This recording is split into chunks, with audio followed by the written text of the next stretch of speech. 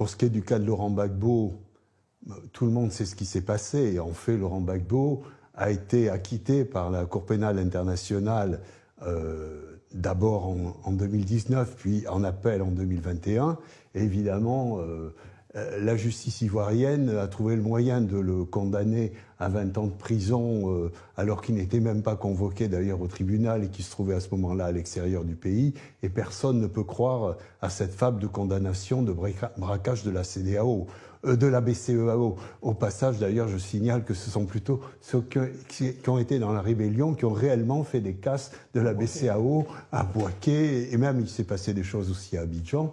Donc, je le rappelle. À Mans également. Voilà, donc c'est. À Korogo. Et oui, donc je crois que la fable ne tient pas. Et évidemment, il est tout à fait légitime que Laurent Gbagbo lutte pour l'exercice de ses droits civiques, puisque ça a été finalement la raison qu'il a écarté de cette candidature. La deuxième, par rapport à Tidjane Cham, alors là, c'est tout aussi grotesque. Bon, je ne voudrais pas être très polémique, mais je crois même que celui qui aujourd'hui exerce la première fonction au niveau de l'État ivoirien, depuis d'ailleurs 2011, et on sait dans quelles conditions, il a été quand même imposé par la France et l'ONU à la tête de ce pays. Ben, on pourra y revenir, mais je vais rapidement. Eh bien, je me rappelle, et là c'est une expérience personnelle, que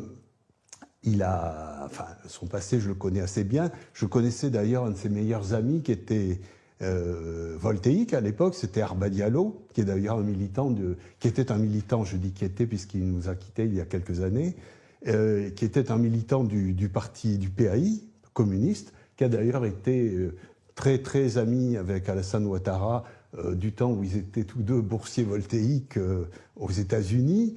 Bah, je rappelle qu'il a été vice-gouverneur de la BCEAO, je crois quand même pour un autre pays que la Côte d'Ivoire, sans vouloir polémiquer. Donc je suppose qu'il a eu lui aussi, par rapport à la nationalité ivoirienne, quelques légers problèmes. Alors de voir qu'il utilise ça aujourd'hui pour éliminer Tidjane Cham, c'est d'autant plus hallucinant qu'il sait très bien, lui, qu'il a été remis dans le jeu politique ivoirien sur les pressions de Thabo Mbeki, qui a vraiment fait pression sur Laurent Gbagbo.